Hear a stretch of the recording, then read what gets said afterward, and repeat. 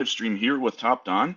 I'm Hawken. I'm sure you folks all know me from all of the videos on the YouTube, and of course, probably from some other places as well. So we're glad to be back here again. And today we're going to talk about 12-volt system testing on vehicle electrical systems. Now, our last webinar, we did talk a little bit about dynamic battery and starter testing.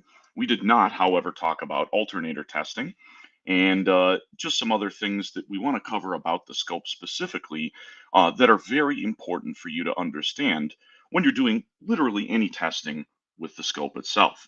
Now, first thing we're going to do is go into our slideshow here and talk about just a few basic things around the scope that are important for you to recognize and understand.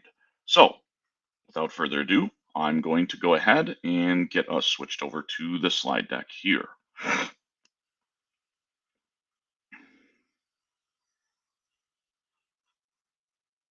Stand by for just a moment.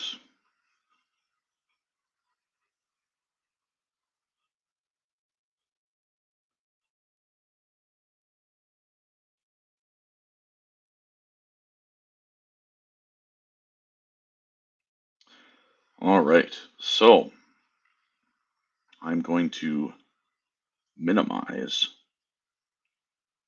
my camera so that you can see. Whoops, that is definitely no good. All right, so we're going to talk a little bit here about some simple rules with regards to scoping. There are a number of different considerations that you do want to really understand and recognize. We're going to talk about specifically just a few different principles that are really important to understand when we are going to use our oscilloscope for testing. Now, every scope out there has strengths, weaknesses, and of course, unique specific characteristics that you want to be aware of if you're going to be setting it up for testing. One of the things that gets overlooked with some level of frequency, which we're going to show you live on the camera here in just a little bit, is whether or not an oscilloscope has isolated grounds or if they are shared grounds. Now, what exactly does this mean for when you're using the scope doing testing? Essentially, what's important to understand with reference to this is if we are dealing with the oscilloscope and we are going to connect more than one channel to the car, and when we're talking about more than one channel, we're talking about voltage probes. When we are going to connect more than one channel to a vehicle, we want to understand that if we have a shared ground scope, like the TOPDON oscilloscope, our current model, we do not want to connect the ground lead for each of those channels to different grounds on the car. Why? If we create a difference in voltage level on the ground between one location on the car and a different location on the car, what we can create is current flowing through the oscilloscope itself. If we create current flowing through the oscilloscope, we can damage the oscilloscope. So again, we're going to show you this live on the camera in just a little bit, and we'll talk about why that is an important thing to keep in mind. Let's go through here on the slides. So just some basic things we want to keep in mind with reference to the oscilloscope. We have a number of different things that we can use the scope for to give us information about how the car is functioning. It's really good to remember that vehicles have a lot of symmetrical components. Now, sometimes we're going to have something like today's webinar where we're talking about a 12-volt vehicle system. We're not going to have two alternators on the vast majority of cars. So if we're not sure what we're supposed to see with the oscilloscope, maybe we need to find another car to compare to, like another car manufactured by the same company. Another thing we can do in those situations, if we're not really sure if a waveform we're capturing or collecting is normal or not normal, we can also look up the part number for the given vehicle and verify what that particular component may fit. That component may fit a wide variety of other vehicles, both by the same vehicle manufacturer or perhaps additional vehicle manufacturers. In that case, if we're not sure if a waveform we're collecting is correct or not correct, we can make a comparative analysis to another vehicle that we may have on the premises of the shop we're working at, for instance. The other thing is, obviously, like I said, if we're working on a vehicle and we do have those symmetrical components, such as ignition coils and injectors, we can make comparisons between those two components with the oscilloscope in order to verify, hey, there is a difference in this waveform or not, right? So again, these are very simple things we want to keep in mind when we're doing scoping with any oscilloscope on any vehicle. Now, the other thing that's important to keep in mind here, among many other things, of course, is scope analysis is very much about finding Waldo. Now, when I say Waldo, maybe you are or are not familiar with the old books about Where's Waldo.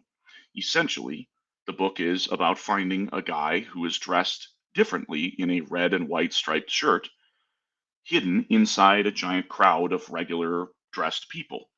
And when we're doing scope analysis, that is essentially what we're looking for.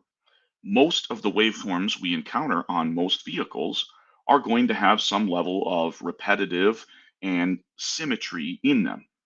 What we usually end up looking for is the outlier. Where is the anomaly? Where is the one that doesn't fit with the rest of the picture? And again, sometimes this can be uniquely challenging to trace, but there are those other strategies we have, right? Comparing them to one vehicle versus another, comparing them between symmetrical components on the one vehicle. The other thing we want to understand is if we're going to do any kind of testing with the oscilloscope, we want to understand what is the control unit that is in charge of a given system and what does it want. So today, as we're talking about 12-volt vehicle system testing, if we're going to talk about charging system testing, what do we want to understand and realize with reference to charging system testing? We want to understand if we're doing charging system testing, there may be variable command to the alternator. Now, we already talked about dynamic starter and battery testing, and we may come back to that later today. However, we're going to focus on charging system testing since we did not have time to go through this last time. So, for charging system testing, here is the basic summary of our setup. So, essentially, what we're dealing with when we're doing charging system testing, we're going to have one channel on the scope, and we're going to show you this live on the car in a little bit. We're going to show you one channel of the scope is going to be connected across the battery positive and the battery negative configured to AC volts. This is the first thing we're going to do. Again, we want to see if the alternator is providing an AC ripple. AC ripple is generally what we are concerned about when we are analyzing a charging system. The AC ripple is typically what we're going to find is causing issues with a vehicle electrical system.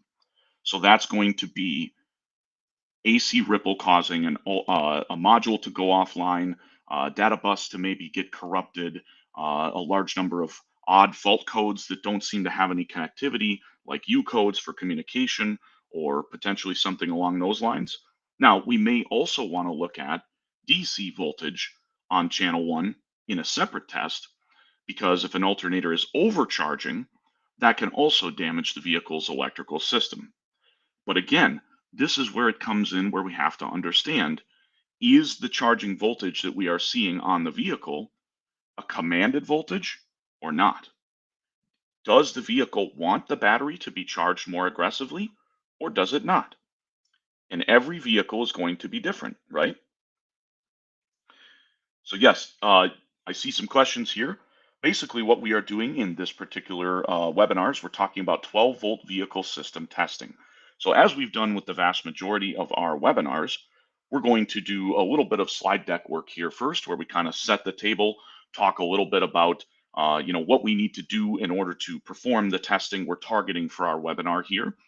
And then we're going to actually do the testing live on the webinar. So again, good question. Yes, I can see why you might wonder, are we effectively doing a class? And in a lot of respects, yeah, we kind of are doing a class here, right? We are essentially talking about, excuse me, we are essentially talking about the setup, the initial things we have to understand about how we put the scope, capture information together or settings, and then what are we going to be looking at or attempting to analyze? So yes, good question. Not a formal class per se, but we're trying to work through kind of segments of information that can help you on various oscilloscope tests. So that first channel on the scope, like we said, that's going to go across the battery. The second channel on the scope, or third, again, it doesn't really matter, it's your choice, is going to be, we're going to connect the positive or the signal part of the scope channel to the back of the alternator stud. And we're talking about the B positive stud on the alternator, right? Why are we doing this? We want to see what the alternator is actually putting out for AC ripple. So the first channel is our effectively battery reference channel.